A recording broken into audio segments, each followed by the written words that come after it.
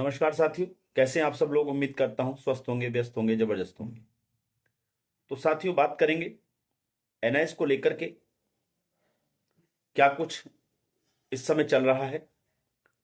और कल यानी कि 4 मार्च को माननीय सुप्रीम कोर्ट में बहुत ही महत्वपूर्ण सुनवाई लगी हुई है एनआईएस डीएलएड की। तो उसी पर चर्चा करेंगे कि आखिर जो कल सुनवाई होने वाली है 4 मार्च को, वो कितनी महत्वपूर्ण है और क्यों महत्वपूर्ण है। इस पर आप लोगों के बीच चर्चा करेंगे। निवेदन है वीडियो में अंत तक बने रहें। आप सभी साथियों का स्वागत है आपके चैनल गेट सॉल्यूशन। और साथ ही उन सभी साथियों से निवेदन है जो चैनल पर पहली बार विजिट कर रहे हैं या विजिट करने के बावजूद भी हमारे चैनल को सब्सक्राइब नहीं किया हुआ है, उन सबसे निवेदन है कि चैनल को सब्सक्राइब कर लें, बेल आइकन को हिट कर लें, ताकि इस संबंध में जो भी वीडियोस हों, जो भी अपडेट्स हों, जो भी न्यूज़ हों, वो आप तक समय से पहुंचती रहें। तो साथियों, जैसा कि आप जानते ही हैं कि पिछले 15-20 दिन में एनआईएस डीएलएड को लेकर के काफ़ी कुछ ऐसा घटित हुआ है जिसको लेकर के कहीं ना कहीं जो हमारे एनआईएस डीएलएड साथी हैं उनके बीच में एक भ्रम का माहौल बना है, आशंकाएं पैदा हुई हैं। उन सभी के बीच कई चीज़ें निकल कर के आई हैं, जैसा कि आपने देखा जो उत्तराखंड सरकार ने इस केस का ट्रांसफर पिटिशन वाले मामले का जो 445/2025 मामला है जिसकी कल सुनवाई होने जा रही है, उसके बिहाफ पर उसको आधार बनाते हुए राज्य में जितने भी एनआईएस डीएलएड किए हैं उन सबका डाटा मांगा है, सूचना मांगी है, उनकी वास्तविक स्थिति मांगी है। उसको लेकर भी जो हमारे अभ्यर्थी हैं एनआईएस डीएलएड के जो किए हुए साथी हैं, उन लोगों में भ्रम की स्थिति बनी हुई है कि कोई कह रहा है जी अगर विद्यालय बंद हो गया होगा तो कैसे वो सूचना मिलेगी, कोई कह रहा है कि अगर स्कूल बदल दिया है तो फिर कैसे सूचना देंगे, कहीं किसी के साथ तालमेल नहीं है, मान लीजिए उस विद्यालय में रहा जिससे उन्होंने जो है एनआईएस डीएलएड किया, तो उनकी सूचना कैसे उपलब्ध होगी सही तरीके से। ये बहुत सारी चीजें लगातार भ्रम की स्थितियां बनी हुई हैं। तो कल जो सुनवाई होने जा रही है उसमें आप यूं समझिए, एक तो इसी बात को लेकर के उसमें जरूर आर्गुमेंट होगा कि जो सूचना मांगी जा रही है सरकार के द्वारा, कहां तक वो सूचना मांगने का जो राइट है वो सरकार के पास सही तरीके से है या नहीं है। क्योंकि आप ये देखिए, इसमें कई सारी चीजें निकल के आ रही हैं। पहली चीज तो ये, जो स्कूल बंद हो गए हैं कोरोना के काल में या बाद में बंद हो गए हैं, क्योंकि प्राइवेट स्कूल कई बार बंद हो जाते हैं, तो अगर वो स्कूल बंद हो गए हैं तो उनके जो डाटा है वो कहाँ से मिलेगा, स्कूल तो दे नहीं पाएगा जब स्कूल बंद हो गया। उसके अलावा दूसरा, जिन लोगों ने स्कूल बदल लिए हैं, दूसरे स्कूल में चले गए, मान लीजिए उस स्कूल में उसको 5,000 मिल रहे थे, उसमें वहां उसको 7 मिल रहे हैं दूसरे स्कूल में, तो वो दूसरे स्कूल में चला गया। अब उस स्कूल का, जिस स्कूल के साथ रहते हुए उसने ट्रेनिंग की थी इन सर्विस रहते हुए, उसका पॉइंट ऑफ व्यू है कि आपको हमने ट्रेनिंग कराई, हमारे स्कूल में रहते हो आपने ट्रेनिंग की, और आप जो है ट्रेनिंग करने के बाद दूसरे स्कूल में चले गए। तो वो कहीं ना कहीं उससे नाराज हो गया, उनके बीच में कहीं ना कहीं उस चीज को लेकर मतभेद हो गया। तो वो कह रहा हम तो नहीं देंगे आपका, हम वो कहे, अगर वो ये कहता है कि हम, ऐसी स्थिति आ सकती है कि वो कहेगा कि हम नहीं दे रहे, हम तो आपका सर्टिफिकेट नहीं बना के।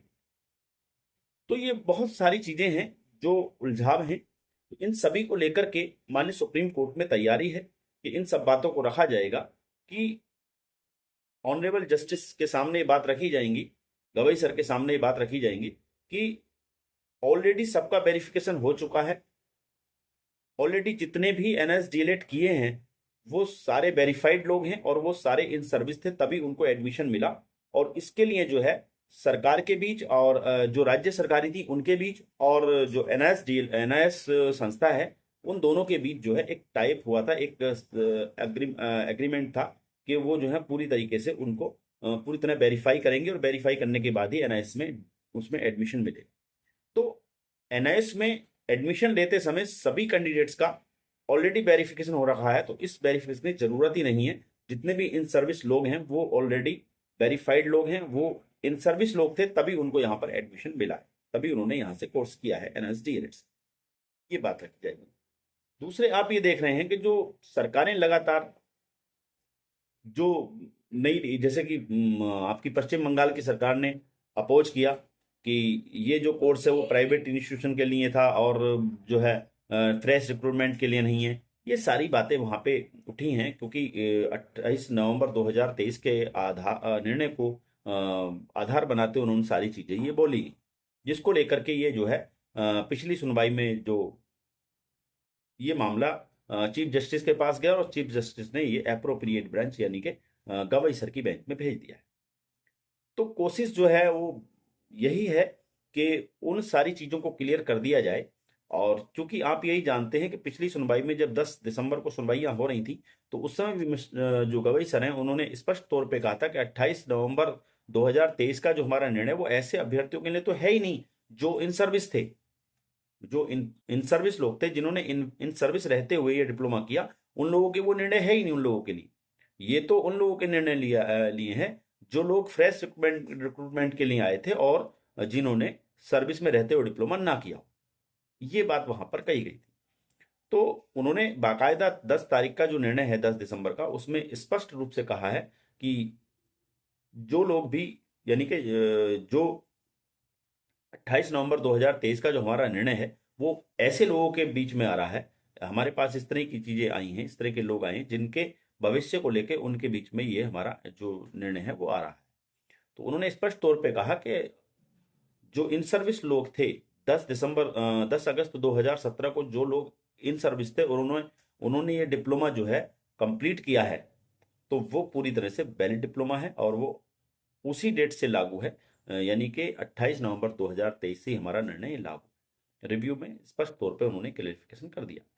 तो इसमें एनआईएस डीएलएड के वैलिडिटी पर सवाल तो है ही नहीं, ये तो आप निश्चित रखिए। अब जो निर्णय आएगा यहाँ से बड़ा स्पष्ट निर्णय आएगा, क्योंकि वो सारी चीजें यहाँ पे क्लियर हो जाएंगी। और मैं नहीं समझता अगर इससे जो भी निर्णय आएगा, जो सुप्रीम कोर्ट से अब जो निर्णय आएगा ट्रांसफर पिटिशन वाले मामले में, उसमें आप यूं मान के चलें कि अब कोई भी आने वाले समय में एनएस डीएलएड को किसी भी हाई कोर्ट में चैलेंज नहीं करेगा उसकी एलिजिबिलिटी लेकर के। बस जरूरत है कि अब इस आर पार की लड़ाई में पूरी मुस्तैदी के साथ हमें खड़े रहना है और जो हमारा शीर्ष नेतृत्व है, जो इस मामले को देख रहे हैं विश्वनाथ जी, उनको जो हमने सपोर्ट करना है। और उन्होंने अपना जो गूगल पे नंबर है जो पहले उनका था, जिसपे आप सब लोगों ने सहयोग भी किया होगा, और उस पर फिर से एक बार सहयोग करने की ज़रूरत है ताकि अच्छे से चीज़ों को वहाँ रखा जा सके। और आप ये जानते हैं जी, हालांकि कुछ लोगों ने आरोप लगाने की कोशिश की कि उत्तराखंड को वहाँ जाने की ज़रूरत क्या थी, अब सुप्रीम कोर्ट द्वारा जाने की जरूरत क्या थी। ये सारी चीज़ें निकल गई। तो भाई आप यूँ समझिए, अगर उत्तराखंड सुप्रीम कोर्ट नहीं जाता तो इसी तरह से हाई कोर्ट में चैलेंज आप होते रहते और लगातार जो है इधर उधर की दिक्कतें लगातार बनी रहती। अब कम से कम यह है कि इसमें जो निर्णय आएगा वो ऐसा निर्णय आएगा कि जिससे जो है अब कोई भी आपको हाई कोर्ट में चैलेंज नहीं करेगा। और जब ये निर्णय अब आ जाएगा ट्रांसफर पिटीशन में, तो इसमें जो है फिर किसी सरकार के पास कोई भी ऐसा, मतलब कोई भी ऐसा बचेगा नहीं कुछ भी जो वो लेकर के जाके हाई कोर्ट में आपकी एलिजिबिलिटी को या आपको चैलेंज कर सके। तो उम्मीद करते हैं कल की सुनवाई में जो भी होगा बहुत अच्छा होगा और जितने पॉइंट लोगों को भ्रमित कर रहे हैं उन सभी पॉइंटों को वहां रखने का प्रयास किया जा रहा है और उन सभी बिंदुओं पर वहां पर जो है अपने आर्गूमेंट होंगे। तो उम्मीद करते हैं कल जो निर्णय आएगा, उम्मीद ये कर सकते हैं कि कल इसमें निर्णय भी आ सकता है, क्योंकि आप देख रहे हैं जब रिव्यू वाला मामला था तब भी जस्टिस जो चीफ जस्टिस थे उन्हीं की अनुशंसा पर जो है ये मामला रीओपन हुआ था और इसमें जो मतलब ये रिव्यू एक्सपर्ट हुआ था और इसमें सारी चीजें हुई। और अब भी ये ऑनरेबल जो चीफ जस्टिस हैं उनके द्वारा होते हुए आया है। तो कहीं ना कहीं आप देख रहे हैं, मुझे ऐसा लग रहा था कि ये 4 तारीख को सुनवाई ना हो, क्योंकि पहले जस्टिस ऑनरेबल चीफ जस्टिस के पास जाएगा, फिर जाकर के फिर ये आपका गवई सर की बेंच में जाएगा, तो इसमें टाइम लगता है। लेकिन आपने देखा 4 मार्च को ही सुनवाई हो रही है, तो यानी कि कितनी जल्दी से इसमें चीज़ें घटित हो रही हैं आप देख रहे हैं। तो कहीं ना कहीं ऑनरेबल चीफ जस्टिस जो है वो ये चाहते हैं कि इस मामले को जल्दी से जल्दी निपटाया जाए, और इसीलिए उन्होंने अप्रोप्रिएट में बहुत जल्दी भेज दिया। तो इसमें बहुत ज़्यादा लंबी चौड़ी सुनवाइयाँ होने के चांसेस नहीं हैं। उम्मीद कर सकते हैं कि कल ही इसमें कोई निर्णय आ जाए, और अगर नहीं भी होता है तो हो सकता है कि ये 4 के बाद 5 तारीख को भी इसकी सुनवाई हो। ऐसा हो सकता है कि ये 2 दिन लगातार भी इसकी सुनवाई हो सकती है और इसमें निर्णय आ जाए। तो साथियों, ये कुछ अपडेट थी, और जिसके बीच मैंने आप जिसको लेकर के मैंने आपके बीच चर्चा की है। उम्मीद करता हूँ कहीं ना कहीं जो आपके मन में भ्रम और डाउट थे, वो कहीं ना कहीं दूर करने का मैंने प्रयास किया है, और कहीं ना कहीं किसी हद तक वो दूर भी हुए होंगे। तो आगे जो भी अपडेट्स होंगे उनको लेकर के फिर आपके बीच उपस्थित रहेंगे। तब तक के लिए साथी, नमस्कार, धन्यवाद।